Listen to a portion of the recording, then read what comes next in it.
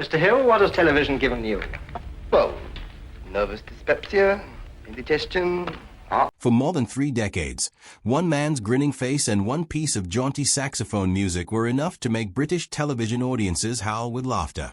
Benny Hill built an empire out of double entendres, exaggerated chases, and gleeful mischief, and for a long stretch of the 20th century, few entertainers on the planet were more widely watched. Yet the very qualities that made him a global phenomenon eventually became the reason his show was pulled from the air, never to return in its original form. This is the story of how a beloved comedy institution collapsed under the weight of a changing world, and the single moment many people point to as the beginning of the end. Alfred Hawthorne Hill was born in Southampton, England, in January 1924, though a handful of records suggest the year may actually have been 1925. His father ran a shop that sold surgical equipment, a steady but unglamorous trade, while his grandfather had spent his life as a circus clown. That flicker of performance history sat quietly in the family background for a generation before it resurfaced in young Alfred. He was an unremarkable student at Taunton School, and nothing about his adolescence pointed toward stardom. He took whatever work he could find, stacking shelves at Woolworths, delivering milk, operating a bridge, driving trucks, and even playing drums for a bit of extra cash. It was a scattershot resume, the kind that builds character more than a career, but it also gave him an intimate familiarity with ordinary working people, the very characters he would later spoof, exaggerate, and immortalize on screen. His first real step toward the stage came when he took a job as an assistant stage manager for a touring revue. It wasn't glamorous work either, but it put him behind the curtain of live performance, watching how sketches were built, how timing worked, and how an audience could be won or lost in a matter of seconds. Then came the war. In 1942, at the height of the Second World War, Hill was conscripted and trained as a mechanic with the Royal Electrical and Mechanical Engineers, a unit tasked with keeping military vehicles and equipment running. He would go on to serve as a truck driver and a searchlight operator, and in September 1944 he was deployed to Normandy during one of the most consequential campaigns of the entire war. It was a far cry from comedy. Before his service ended, however, Hill was transferred into the Combined Services Entertainment Division, a unit built specifically to keep troop morale high through music, comedy, and performance. It was here, entertaining exhausted soldiers rather than paying theater crowds, that Hill truly discovered his gift. He learned to read a room instantly, to adjust his material on the fly, and to find laughter in the bleakest of circumstances. Those wartime stages, makeshift and imperfect as they were, became his real training ground. He drew inspiration from the British music hall tradition, the boisterous variety shows that had dominated popular entertainment a generation earlier, filled with songs, slapstick, and larger-than-life characters. He also idolized the American comedian Jack Benny, whose deadpan delivery and flawless timing left such an impression on him that Hill borrowed the first name for his own stage identity. Alfred Hawthorne Hill quietly became Benny Hill. His professional breakthrough came via radio, still the dominant entertainment medium of post-war Britain. In October 1947, Hill appeared on the popular program Variety Bandbox, and his sharp comic instincts caught the attention of listeners immediately. Radio work kept coming, though not always successfully. Some of his programs landed well, others fell flat. It was an uneven, occasionally humbling stretch of his career, but it forced him to sharpen his craft through sheer repetition. By 1950, Hill had made the leap to television, a medium still finding its identity. The visual format suited him far better than radio ever had. He could now use his face, his body, his exaggerated expressions, all the physical tools that radio had denied him. Over the following decade, he built a reputation as a flexible, inventive performer, starring in a 1962 sitcom anthology in which he played a different character virtually every week, and even taking a surprising detour into Shakespeare in 1964, portraying Nick Bottom in a television production of A Midsummer Night's Dream. Between 1964 and 1966, he also returned briefly to radio with a topical, satirical program that poked fun at everything from James Bond films to the Beatles, further proving his instinct for parody and pop culture commentary. Recurring characters like Harry Hill, the clumsy Everman, and Fred Scuttle, with his exaggerated mannerisms, began to take shape during this period, foreshadowing the ensemble style that would define his signature show. The Benny Hill Show premiered on the BBC in January 1955, and though it would take years to reach its later heights, the format was distinctive from the start. It blended live sketch comedy with pre-recorded segments, giving Hill room to experiment creatively in ways few of his contemporaries could match. His comedic voice, heavy on slapstick, wordplay, innuendo, and visual gags, resonated immediately with British audiences hungry for something fast, cheeky, and irreverent. A rotating troupe of performers helped bring his sketches to life over the years, including Patricia Hayes, Jeremy Hawke, Peter Vernon, and Ronnie Brody, alongside longtime writing collaborator Dave Freeman. One especially memorable cast member was Jackie Wright, a bold character actor whose exasperated reactions to Hill's comic head-slapping became a running gag audiences adored. Hill stayed largely loyal to the BBC through the 1960s, with brief stints on commercial networks along the way, but the true transformation of his career happened in 1969, when the show moved to Thames Television.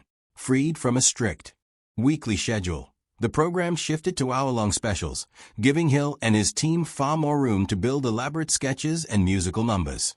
Production values rose, ambition grew, and the show's reach exploded internationally, eventually airing in well over 100 countries. Somewhere along the way, a British comedian working out of a modest studio became a genuinely global entertainment figure. One trademark above all others came to define the program: the closing chase sequence. Nearly every episode ended with Hill and a gaggle of costume cast members sprinting through parks, streets, and public spaces in a burst of frantic, sped-up motion, achieved through a filming trick known as undercranking, in which footage was shot at a slower frame rate and played back at normal speed. The chase, usually populated by bumbling policemen, disapproving grannies, flustered vicars, and, controversially, scantily dressed women, was set to the instrumental Yakety Sax, a tune so tightly bound to Hill's comedy that it eventually became known simply as the Benny Hill theme. Decades later, in 2015, it was still popular enough to be voted the greatest television theme of all time in a British poll. As the show entered the 1980s, it evolved once more with the introduction of Hill's Angels, a troupe of young women who appeared in dance routines and comedic sketches throughout the program. Their arrival brought fresh energy and visual spectacle, and it made stars of several performers, including longtime Angel Sue Upton and a young Jane Leeves, who would later find international fame playing Daphne on the American sitcom Frasier. It was also, from the very start, a lightning rod for criticism. Even during its most successful years, Hill's brand of comedy had always walked a line. Its reliance on ogling glances, chase sequences built around chasing women, and jokes rooted in innuendo had drawn quiet grumbling from critics for years, but through the 1970s the show's popularity was simply too enormous to seriously threaten. Viewership peaked around 1971, when more than 21 million people in Britain alone tuned in, numbers that made it one of the most watched programs on the entire British broadcast landscape.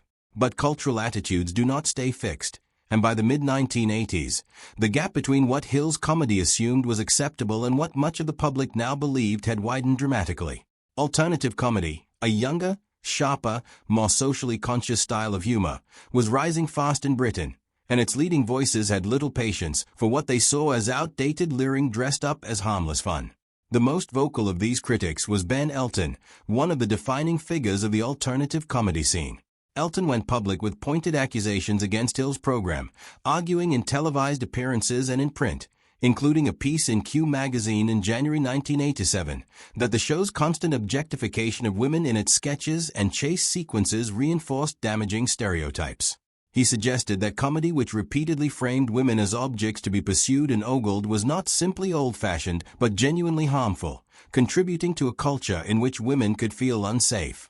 The backlash to Elton's criticism was immediate and divided. Some commentators felt he had gone too far, with one writer in The Independent memorably comparing the attack to watching an elderly relative being roughed up by younger, more aggressive company. Others, writing in outlets like GQ, mocked the idea that a comedy program could meaningfully be blamed for broader social problems, comparing it to blaming classical musicians for wildlife crimes on another continent entirely. Even the Broadcasting Standards Council weighed in publicly, acknowledging that material once considered harmless, including the recurring image of women being chased for comic effect, was increasingly viewed by the public as offensive rather than funny. In an odd twist, Elton himself would later become the subject of gentle mockery over the episode. On the sketch series Harry Enfield and Chums, a character clearly modeled on him, dubbed Benny Elton, appeared as an exaggeratedly self-righteous figure, humorously chased through a sketch to the tune of Yachty sax after trying to enforce his own strict standards of political correctness. It was a wry acknowledgement that the entire debate had become part of the culture it was arguing about. Whether or not any single sketch could be pinpointed as the definitive turning point remains debated, but by the late 1980s it no longer mattered exactly which pageant parody or beauty contest sent up crossed the line for viewers. The larger argument had already been won by Hill's critics in the court of public opinion. Humor that leaned on objectifying women for laughs was no longer broadly acceptable, regardless of how affectionately or harmlessly its creator believed it was intended. The controversy alone did not sink the program. Economics played an equally decisive role. By the late 1980s, The Benny Hill Show had become extraordinarily expensive to produce, with each episode reportedly costing around £450,000, a sum worth well over £1 million in today's money. At the same time, ratings that had once soared past 20 million viewers were steadily eroding, a symptom of both the show's aging format and its diminishing cultural standing. Thames Television, weighing declining audience numbers against ballooning costs and a shifting public mood, made its decision. In late May 1989, Hill announced his departure from Thames after 21 years with the company, a partnership during which his show had reportedly earned the broadcaster tens of millions of pounds, largely on the strength of its enormous popularity in the United States. Shortly after, Thames confirmed the show's cancellation, citing the combination of falling ratings and unsustainable production costs. For a performer who had entertained hundreds of millions of people across more than 100 countries, the end came with surprisingly little ceremony. There was no dramatic farewell special, no acknowledgement on air that this was the final bow. The show that had defined an entire style of British television humor simply stopped being made. Hill did not retire quietly, however. In 1991, he attempted a comeback of sorts with a project called Benny Hill's World Tour, intended to bring his familiar brand of comedy to audiences in the very countries where his show had once thrived internationally. The ambitious concept never fully got off the ground, and Hill completed only a single special, filmed in New York, featuring longtime collaborators including Henry McGee, Bob Todd, and Sue Upton. That episode would later be marketed on home video as his final television appearance, a bittersweet coda to a remarkable career. Even after cancellation, nostalgia for the show never fully disappeared. In February 1992, responding to persistent requests from viewers, Thames re-aired edited episodes of the classic series, a small but telling sign that audiences still held real affection for Hill's work, even amid the broader cultural reckoning over its content. For all his fame, Hill lived a famously modest and guarded personal life. Despite earning what would today amount to a considerable fortune, he never owned property in London, choosing instead to rent a small flat. He lived in the same double room on Queen's Gate for 26 years before eventually relocating to Teddington in the mid-1980s. Friends and colleagues often remarked on his frugality. He shopped for cheap groceries, mended his own clothes rather than replacing them, and preferred walking long distances over spending money on taxis unless someone else was footing the bill. He never married and had no children, though he proposed marriage on at least 2 occasions, both times unsuccessfully. Actress Annette Andre later revealed, after his death, that she had turned down his proposal decades earlier. Throughout his life, persistent rumors swirled about his sexuality, speculation that Hill consistently and firmly denied, though he generally avoided discussing his private relationships publicly at all, preferring to let his work speak for him. Hill's health began to falter in his later years. In February 1992, he suffered a mild heart attack, and doctors urged him to undergo bypass surgery. He declined the procedure. Just a week later, he was diagnosed with kidney failure, and once again chose not to pursue the recommended treatment, opting instead to continue living independently in his Teddington flat. On the morning of April 20, 1992, at the age of 68, Benny Hill died at home, reportedly while watching television in his armchair. His body was not discovered until 2 days later, after neighbors and colleagues grew concerned when repeated phone calls went unanswered. The official cause of death was recorded as coronary thrombosis. In a cruel twist of timing, A new contract offer from Central Independent Television had arrived at his home on the very same day he passed away, evidence that opportunities were still finding him even at the very end. He was laid to rest at Hollybrick Cemetery in Southampton, not far from where his story had begun nearly 7 decades earlier. His estate, valued at several £1 million at the time, was distributed according to a will written 3 decades prior, one that had originally named his parents as primary beneficiaries. Since both had died before him, the inheritance ultimately passed to his nieces and nephews, a quietly fitting reflection of the family-oriented, unpretentious man behind the outsized television persona. More than 3 decades after his death, Benny Hill's legacy remains genuinely complicated. To some, he was a comic pioneer whose command of visual gags, physical timing, and international appeal helped define an entire era of British entertainment, earning him awards including a BAFTA for writing and Emmy nominations for his work in America. To others, his brand of comedy stands as a relic of an era whose casual objectification of women simply cannot be separated from its slapstick charm, however cleverly constructed. Both readings can be true at once. Hill was undeniably a gifted performer and writer who built something that resonated across cultures and languages in an era before globalized media made that kind of reach commonplace. He was also a product of, and eventually a casualty of, a particular set of assumptions about gender and humor that the culture around him ultimately rejected. The same instincts that made him a beloved entertainer to millions became, in time, the very reason broadcasters could no longer justify keeping his show on the air. Interest in his work has never fully vanished. In November 2021, the British broadcaster That's TV announced it would air The Benny Hill Show as part of its Christmas programming, marking the first time the series had returned to national British television in roughly 2 decades.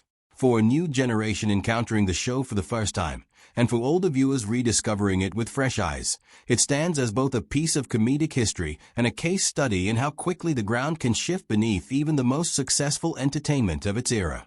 Benny Hill's chase sequences, his mischievous grin, and that unmistakable saxophone theme remain instantly recognizable decades later, a testament to genuine talent even as the debate over his legacy continues.